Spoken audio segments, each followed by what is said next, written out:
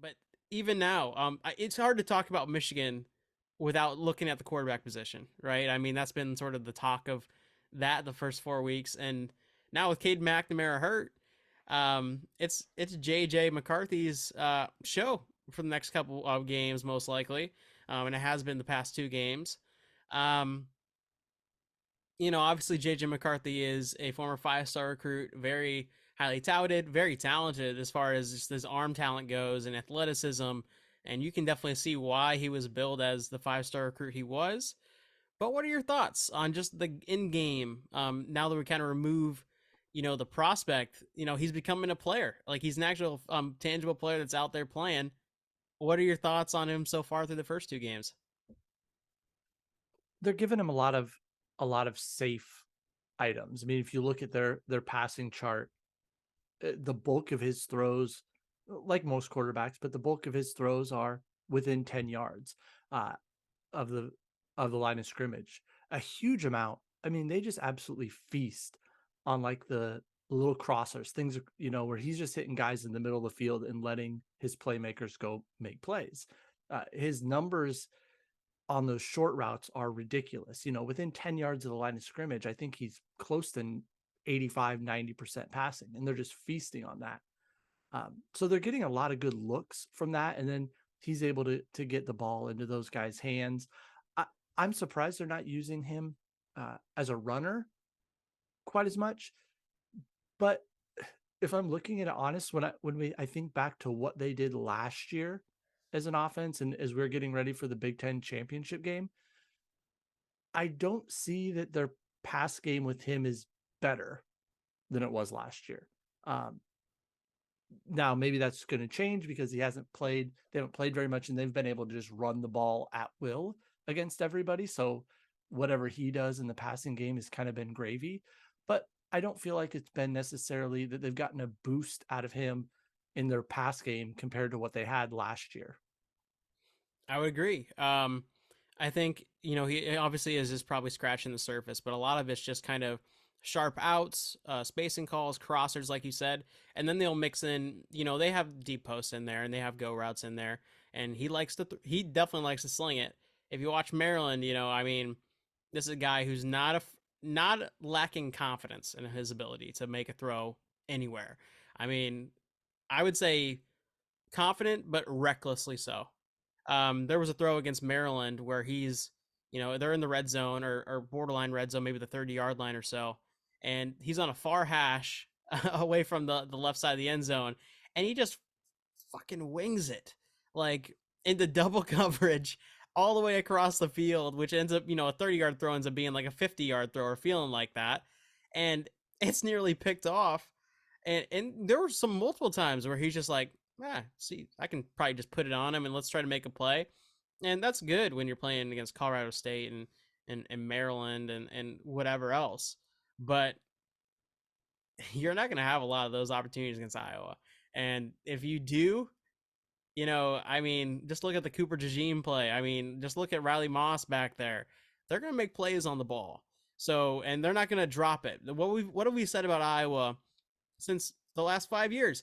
They have more interceptions and people think it's a fluke. It's not a fluke. They just catch the balls that they're supposed to catch because they actually have good hands in the defensive backfield. They're not like the normal corners who the pass will hit them right in the chest and they drop it. If the pass hits them anywhere near their frame, they're going to make the play 9 times out of 10. So when you watch JJ McCarthy the first couple games, I really listen. Again, gunslinger, athletic as all hell. He can make plays. He's going to extend some plays against Iowa and be a real annoyance on some plays. And he's going to throw some balls that are just like, wow, damn, how did he fit it 15 yards down the field in a blink? But there was a lot of recklessness. You talked about, him not running the ball enough. When he did run it against Maryland, his ball security was so suspect. He was carrying around like he was Michael Vick. I'm sorry, like there's one player that can do that, and his name is Michael Vick. You can't, throw it down to your side, throw it below next to your kneecap, running around with one hand on it, and just start spinning around and doing. And there's also an aspect of that's how he carries himself when he's in the passing play too. There's a play near they were backed up near their goal line, and it was nearly a strip sack because he just dropped his ball next to his waist. He was kind of recklessly carrying. It wasn't high and tight, and that's the new kind of norm with a lot of these gunslinging quarterbacks. They're not going to be prototypical pocket passers. But man, there were so many turnover worthy plays against Maryland and even against Colorado State where it just makes you jump out and say, I think Iowa can steal a couple from this guy. And that's how Iowa wins games. How it wins these types of games in particular. And I think that he's going to be. I think we steal a couple from him there. The thing that I'm going to watch with this is last year when I was getting ready to play him and with McNamara, I thought just his lack of size gave Iowa the opportunity to get their hands on a few passes. And I do think that's one thing that McCarthy, with his threat to run and to scramble and make plays off schedule, it does two things. I think that Iowa's really going to have to focus on. It probably calms down Iowa's pass rush, which is one of their best attributes on defense. Uh, the defensive backs get a lot of credit for their interceptions, which have been good, but interceptions are usually a product of a pass rush. Quarterbacks releasing the ball earlier before they want to, pressure forces them to be off a back foot, the ball sails. Interceptions are so much a a product of a pass rush in most situations. So he does force Iowa to not maybe rush as hard. And I thought in the Iowa State game, Iowa sometimes probably didn't send quite as much pressure on the outside at Deckers as they could have because those guys were really forced to contain. And Deckers hasn't shown the ability that McCarthy has in the past to take off and run. So I do think that's one place that Iowa is going to really try to force him to be in the pocket and show them that he can make those throws. He's got the talent to, and as you said, he'll try to fit some windows and he's capable of fitting those windows. The question is, does he have to do it off a back foot and the ball sails a little bit? Or does he have to do it rolling out and cross his body a little bit and somebody's able to undercut it? And that's what this Iowa defense has done such a good job really over the last 15 years of making quarterbacks pay for those reckless mistakes. I have to imagine Michigan is going to try to let him, make some big plays, try to get some easy throws and try to break a few big ones and hurt Iowa that way, as opposed to making him just be consistent for 60 minutes. Because I think their best option is, hit a couple big plays, whether it's a pass game or run game, as opposed to making a young quarterback go into Kinnick Stadium and beat this Iowa defense with his mind or by being overly patient. And that's something that Phil Parker is going to I think is going to try to make him be patient. And is he willing to take the underneath stuff all game long? Or is he going to get impatient and chuck one downfield? Yeah, and I think that's going to be the key. I think for 90% of the time against Iowa, as opposed to against Colorado State or Maryland, he's going to be turned into a game manager, right? He just needs to make the throws that are there. Again, a lot of spacing calls, a lot of crossers, a lot of quick outs. You just got to make those throws. Um, I think where he might get in trouble, and I think what my Iowa might do, just based on how they played, Brock Purdy in the past and quarterbacks who like to get outside the pocket and ad lib. Um, I think they're gonna play a little bit contained on the defensive end side. I don't think it's gonna be pinning your nose back, brush the passer, allow him to get outside the pocket. I think they're gonna contain him to the pocket and say, beat us down the field. And maybe I think he can get antsy. And based on what we saw against Maryland, there were some plays where he had a lot of time, and it just felt like he got a little bit antsy. Like, oh, where's my internal clock at? I'm freaking out a little bit, and it usually did not result in a good play down the field for him. So, I think ultimately because of that reason, you have to look at Blake Corum as the guy who's going to try to carry this offense, and he's a great player. I mean, we've seen him a couple years now. Um, he's a guy that he can break a game. He likes to bounce it outside, so Iowa's going to definitely protect against the sideline, almost like a funnel, just to try to make him run in between the tackles.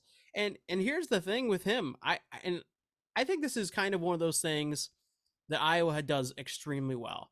You Corum might go off for 180, 200 yards in this game, but if all that does, if all the bulk of that yardage comes on, say, 3 drives and only amounts to 17 points, I'd see that as a win. I mean, I think back to the Penn State game against Saquon Barkley. Saquon Barkley went for over 300 yards of total offense, and Penn State, with 27 seconds left in the game, had scored 14 points. So it didn't really matter because ultimately they came on 2 drives where they made 2 big plays.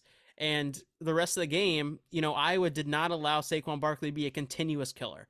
What would kill Iowa is if every single fucking carry he has is 7 yards and they're just moving the ball all the way down the field and they're getting field goals and they're getting touchdowns.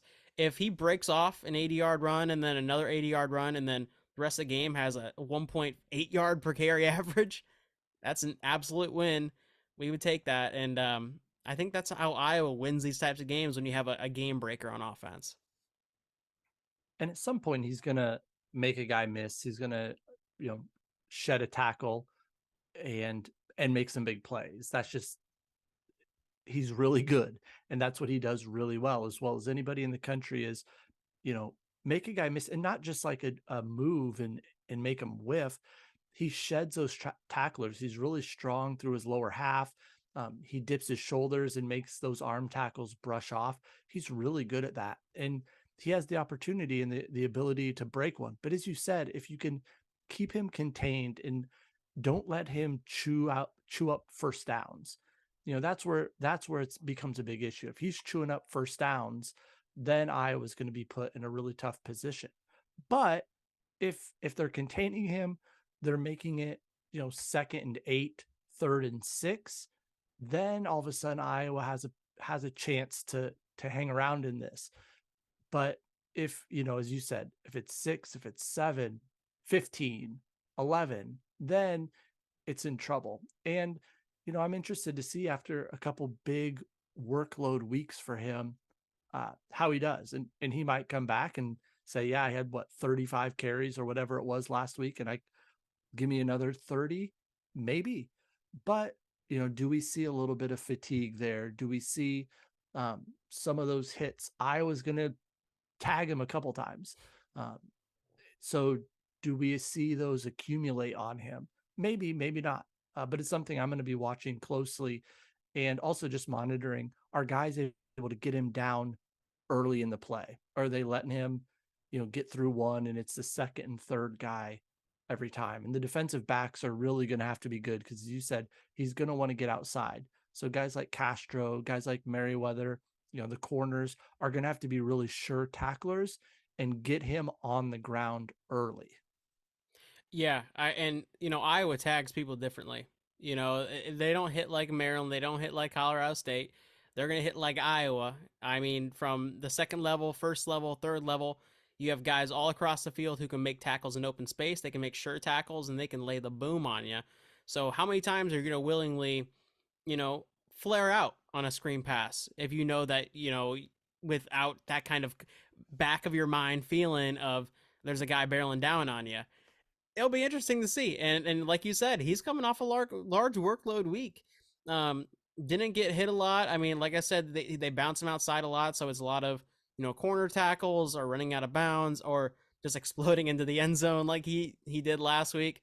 But still, I mean, there's could be fatigue, especially early on. If I was able to make some stops and hit him hard, could be a game changer, especially down the road, because you know the way Iowa loses this game is if, like we just kind of talked about, if on third downs they're converting 3rd and 6, they're converting 3rd and 7, they're converting 3rd and 5s, and it's methodical. The big plays ultimately would not kill Iowa in this game. It's the taxing domino effect of staying out on the field, not being able to get off the field when you can, that would end up burying us.